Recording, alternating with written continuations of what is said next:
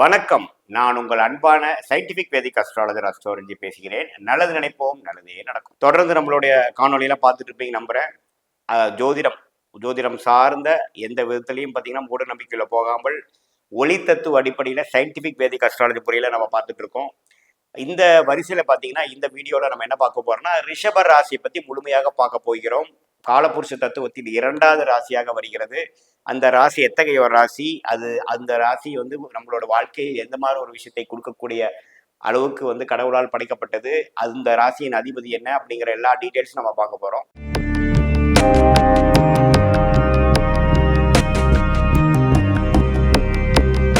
பார்த்தீங்கன்னா காலபுருஷ தத்துவத்தின் 2ஆம் ராசி என்று சொல்லப்படுகிற அந்த ரிஷப ராசி 2ஆம் இடம் என்று சொல்லப்படுகிற தனம், குடும்பம், வாக்குஸ்தானத்துக்கு அதிபதியாக வருகிறார். ஸோ சுக்கிரன் பார்த்தீங்கன்னா ஃபினான்ஷியலாக கொடுக்கக்கூடிய ஒரு விஷயத்துக்கும் முக்கியமான ஒரு கிரகமாகவும், ரிஷபம் வந்து நல்லா இருக்கும் பொழுது, வலிமையாக இருக்கும் பொழுது, திருப்பலம் பெறும் பொழுது உங்களுடைய ஃபினான்ஷியல் விஷயங்கள் நல்லாவும், சுக்கிரனுக்கே தகுந்த ஒரு ஒரு ஒரு விஷயமாக பெண்கள் விஷயங்கள், காதல், குடும்பம், அது மாதிரி விஷயங்கள்லாம் கொஞ்சம் மேன்மையாக இருக்கக்கூடிய அமைப்பு, அது எல்லாமே கொடுக்கக்கூடியதான் ரிஷபம். ஸோ ரிஷபத்தின் அதிபதியே சுக்கிரனா இருப்பது வந்து மிகவும் நன்று. அது இந்த சுக்கிரன் பார்த்தீங்கன்னா வலுவாக இருக்கும் பொழுது நல்ல விஷயங்கள் நமக்கு வாழ்க்கையில் கிடைக்கக்கூடிய அமைப்பு உண்டு. இதே பார்த்தீங்கன்னா அது எத்தகைய ஒரு தன்மை தத்துவம் வாய்ந்ததுன்னு பார்த்தீங்கன்னா இது வந்து நிலமா, நெருப்பா, காற்றா, நீரான்னு பார்த்தீங்கன்னா நிலத்தன்மை உள்ளது, அதாவது பூமி தன்மை உள்ளது. இங்கிலீஷ்ல எர்த்துன்னு சொல்லுவோம். இட்ஸ் எர்த் சைன் அப்படின்னு சொல்றோம். ஸோ அதே சமயத்தில் இது வந்து ஒரு சரராசியா, ஸ்தரராசியா, உபயராசியான்னு பார்த்தீங்கன்னா இது ஸ்தரம் என்று சொல்லப்படுகிற ஃபிக்ஸட் ராசியாக வருகிறது. எந்த ஒரு கிரகமும் ரிஷபத்தில் இருக்கும் பொழுது ஒரு நிலைத்த தன்மை கிடைக்குது. அதாவது மேஷம் மாற சரமா மூவபிளான டெண்டன்சி கொடுக்காமல் ஒரே இடத்துல இருக்கக்கூடிய ஒரு ஃபிக்ஸட் டெண்டன்சி கொடுக்கக்கூடிய ஒரு ராசியாக ரிஷப ராசி வருகிறார். அது காலபுருஷ தத்துவத்தில் 2வது ராசியாக வரனால பண விஷயமும், குடும்ப விஷயமும், அதே சமயத்தில் வாக்கு விஷயங்களும் ஓரளவுக்கு ரூல் பண்ணக்கூடிய ஒரு ராசியாக வருகிறார். அது என்னென்ன நட்சத்திரம் உள் அடக்கியதுன்னு பார்த்தீங்கன்னா கிருத்திகை நட்சத்திரம் அல்லது கார்த்திகை நட்சத்திரம் என்று சொல்லப்படுகிற நட்சத்திரத்தின் கடைசி 3 பாதம், 2வது பாதம், 3வது பாதம், 4வது பாதம் உள்ளடக்கியது. அதுக்கப்புறம் ரோகிணி நட்சத்திரத்தின் 4 பாதமும், அதுக்கப்புறம் பார்த்தீங்கன்னா மிருகசீர நட்சத்திரத்தின் 2 பாதமும் உள்ளடக்கியதான் ரிஷபராசி. ஸோ இதுதான் ரிஷபராசியோட நட்சத்திர விஷயங்கள், அதோட தன்மைகள் இதெல்லாம் இருக்குங்க.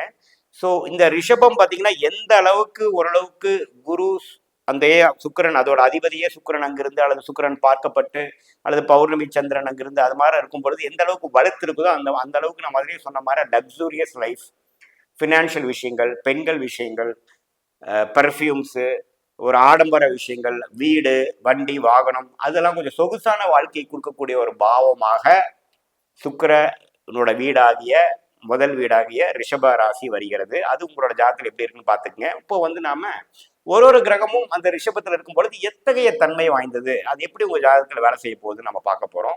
முதலாக குரு பகவான் வந்து ரிஷபத்தில் இருக்கும் பொழுது என்னதான் குருக்கும் சுக்கிரனுக்கும் ஒரு எதிர்மறையான டெண்டன்சி இருந்தாலும், அவர் வந்து நட்பு கிரகமா இல்லைனாலும் எந்த கிரகமும் ஒரு சுப கிரகத்தின் வீட்டில் இருந்தால் அவர் ஒரு திருப்பலம் பெறதான் செய்கிறார். திருப்பலம்னா என்ன? சுபத்துவம் பெறுகிறார். ஒரு அளவுக்கு குளிர் ஒரு எப்படி வந்து ஒரு சுபகிரகத்தின் தாக்கம் இருந்தால் நல்ல கருமாவை கொடுக்குமோ அது மாதிரி குரு வந்து ரிஷபத்தில் இருக்கிறதுக்கு ரிஷபத்துக்கு மிகவும் நன்று. அந்த ரிஷபராசி நன்றா மேன்மை அடைகிறது. குரு வந்து கொஞ்சம் டிஸ்டர்ப் ஆவாங்க. ஏன்னா என்னதான் இருந்தாலும் அவர் பகை, அவருக்கு பிடிக்காத ஒரு வீட்டில தான் இருக்கிறார். அசுரகுரு, தேவகுரு என்று சொல்லப்படுகிற ஒரு எதிர்மறையான விஷயங்கள் சுக்கிரனுக்கும் குருவுக்கும் கண்டிப்பாக உண்டு. ஸோ அப்படிங்கிறப்போ ரிஷபத்துக்கு நல்லது. குரு திசை வந்து ஓரளவுக்கு மேன்மையான ஒரு விஷயங்கள் கொடுக்குமே ஒழிய நட்பு உச்சம் அப்படிங்கிற அளவுக்கு கொடுக்க முடியாத அளவுக்கு இருக்காது. அதே சமயத்தில் சனி வந்து சுக்கிரனோட வீட்டில் இருக்கிறது மிகவும் நன்று. அதாவது ரிஷபத்தை கெடுத்து சனி சுபத்துவம் அடைகிறார், சனி வந்து மேன்மை அடைகிறார், சனி திருப்பலம் பெறுகிறார். ஏன்னா சுக்கிரனுக்கும் சனிக்கும் நல்ல நட்பு இருக்கு. 2 பேரும் நல்ல ஒரு அணியை சேர்ந்த ஒரு கிரகங்கள், நல்ல நட்பு இருக்கு. அது ஏன் வந்து சுக்கிரனை ரிஷபத்தை கெடுக்கிறார் அப்படின்னா ரிஷபத்தை சனி எந்த இடத்துல இருந்தாலும் அந்த வீட்டை கெடுப்பார். சனிங்கிறப்ப பாவ கிரகம். அப்படிங்கிறப்போ அது ரிஷபம் கொஞ்சம் டிஸ்டர்ப் ஆகுது. ஆனாலும் சனி மேன்மடைகிறது. நீங்க சனி திசை அருமையாக இருக்கும். நீங்க சனியே உங்களுக்கு ராஜயோக அதிபதியாக இருந்தாருன்னா, ஃபார் எக்ஸாம்பிள் கன்னி லக்னம், மிதுன லக்னம், ரிஷப லக்னம், துலாம் லக்னம் மாற ஒரு லக்னத்துல நீங்க இருந்து சனி வந்து ரிஷபத்துல இருந்து நல்லா திருப்பலம் பெறப்போ சனி திசை அருமையா இருக்கும். ஸோ சனிக்கு ஒரு நல்ல வீடா இருக்குது. அதே சமயத்துல செவ்வாய்ங்கிற கிரகம் வந்து ரிஷபத்துல இருக்கிறது நல்லது. எந்த ஒரு கிரகமும் சுக்கிரன் வீடு குரு வீட்டில் இருப்பது நல்லதுதான். அதே மாதிரி செவ்வாய் வந்து ரிஷபத்திலிருந்து விருச்சிகத்தையே பார்க்கிறார். தன் வீட்டை தான் பார்ப்பது வலுங்கிறனால விருச்சிகம் வலு பெறுகிறது. சுபத்துவமாக இருந்து விஷயத்தை பார்ப்பது நல்லது, செவ்வாய்க்கு நல்லது. செவ்வாயின் காரத்துவமாகிய விளையாட்டு, ரியல் எஸ்டேட்டு, கட்டிடம், கேட்ரிங், மெடிக்கல், அது மாதிரி விஷயத்துக்கு செவ்வாய் நல்லா இருக்கும். செவ்வாய் கொடுக்கக்கூடிய அமைப்பு கண்டிப்பாக உண்டு. அதே சமயத்துல சுக்கிரனோட வீட்டுல அந்த சுக்கிரனே அதிபதியா இருந்து ஆட்சி பலம், ரிஷபத்தோட அதிபதியா ஆட்சியா இருந்தாருன்னா அருமையான விஷயம். ஸோ என்ன கொடுக்கும்னா, அந்த ரிஷபம் வந்து சுக்கிரனோட வீட்டுகளை பார்த்தீங்கன்னா, இந்த லௌடிக வாழ்க்கையில எல்லா விஷயங்களும் அனுபவிச்சு வியாபாரம், பிஸ்னஸ் அப்படிங்கிற மாதிரி விஷயங்களா செய்யக்கூடிய ஒரு அமைப்பு தான் வந்து ரிஷப ராசி. அதோட லக்னாதிபதியா ரிஷபத்தில் இருக்கும் பொழுது பிஸ்னஸ் மைண்டட் பீப்புளா இருப்பாங்க, சொகுசான வாழ்க்கையை வாழக்கூடியவங்களாக இருப்பாங்க, பணம் பற்றிய புரிதல் அதிகமாக இருக்கும், மணி கான்சியஸ்னஸ் அதிகமாக இருக்கும், ஒரு ஆடம்பர விஷயத்தை எப்படி வாழ முடியும், எப்படி வந்து நோகாமல் நம்ம சம்பாதிக்க முடியும், எப்படி ஒரு நம்மளோட வியாபாரத்தை பெருக்கிக்க முடியுங்கிற ஒரு பிஸ்னஸ் மென்டாலிட்டி அதிகமாக இருக்கிறவங்க பார்த்தீங்கன்னா ரிஷப லக்னம் பீப்புளாக இருப்பாங்க. ஸோ அதில் வந்து சுக்கிரன் இருக்கிறது அருமையான விஷயம், லக்னாதிபதியே லக்னத்தில் இருக்கிறது அருமையான விஷயமா போயிடும். அதே சமயத்தில் புதன் இருக்கிறது அருமையான விஷயம். ஏன்னா புதனுக்கும் சுக்கிரனுக்கும் அருமையான நட்புறவு இருக்கு. புதன் வந்து சுக்கிரன் வீட்டில் இருக்கிறப்ப புதன் வந்து அருமையான பலன் செய்வார்.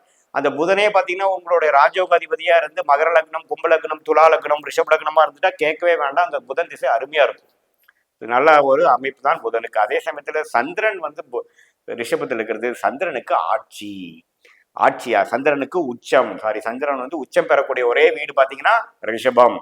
ஸோ சந்திரன் வந்து ரிஷபத்தில் இருந்தால் நீங்கள் ரிஷபராசிக்காரீங்க. சந்திரன் உச்சம் பெறுகிறார். உங்கள் அம்மா விஷயங்கள் நல்லா மேம்படுது. அம்மாவுக்கும் உங்களுக்கு நல்ல உருவம், அம்மாவு மேலே ரொம்ப பாசம் உள்ளவராக இருப்பார். சனி செவ்வாய் பார்வை, சனி செவ்வாய் தாக்கம் இல்லாத பட்சத்தில் இந்த மாதிரி பலன் கண்டிப்பாக இருக்கும். கடகத்தின் அதிபதியாக சந்திரனே வந்து ரிஷபத்தில் உச்சம் பெறும் பொழுது, ரிஷபராசியாக நீங்க இருக்கும் பொழுது கடகத்தின் தன்மையான மாதா, தாயார், இடம், வீடு, அது மாதிரி விஷயத்துக்கெல்லாம் நல்ல யோகம் உண்டு உங்களுடைய ஜாதகத்துல. அந்த ரிஷபராசி எப்படி இருக்குன்னு பாத்துக்கங்க. அதே மாதிரி சூரியன் வந்து ரிஷபத்தில் இருக்கும் பொழுது சூரியனோட காரத்தும் நல்ல விஷயங்கள் தான் இருக்கு. என்னதான் சூரியனுக்கும் சுக்கிரனுக்கும் நட்புறவு இல்லை என்றாலும் சூரியன் ரிஷபத்தில் இருக்கிறப்போ ஒரு சுபத்துவமான ஒரு சுபரோட வீட்டில் இருக்கும் பொழுது சூரியன் வந்து அப்படி ஒன்று நம்ம டிஸ்டர்ப் ஆக மாட்டார், ஓரளவுக்கு நல்ல பலனை கொடுப்பார்னு எதிர்பார்க்கலாம். அதே சமயத்துல ராகு ரிஷபத்தில் இருக்கும் பொழுது ராகுவே சுக்கிரன் போல் செயல்படுவார், ராகு இருக்கும் வீட்டின் அதிபதி போல் செயல்படுவார் என்பவருடைய என்ன ஒரு வாக்கியத்துக்கு அடங்க ராகு வந்து சுக்கிரன் போல் செயல்பட்டு அருமையான பலனை கொடுப்பார். அது சுக்கிரன் ராகு வந்து ரிஷபத்தில் இருக்கிறது பார்த்தீங்கன்னா யோக ராகுவா தான் நம்ம எடுத்துக்கணும். அதே சமயத்தில் கேது வந்து ரிஷபத்தில் இருக்கிறது அவ்வளோ ஒரு பிரமாதமான விஷயம் இல்லை, அது ஒரு நார்மலான ஒரு விஷயம்தான். ஸோ இதுதான் வந்து 9 கிரகமும் ரிஷபத்தில் இருக்கும் பொழுது எப்படி வந்து நம்மளோட ஜாதகத்தில் பலன் அளிப்பாங்க, யாரு எப்படி பலன், எந்த ஒரு கிரகம் அதிகமான பலம் பெறுகிறது, எந்த கிரகம் பலம் குறையுது அப்படிங்கிற எல்லா விஷயம் நாம இந்த காணொலியில் பார்த்தோம். மீண்டும் மற்றொரு காணொலியில் சந்திப்போம். நன்றி, வணக்கம்.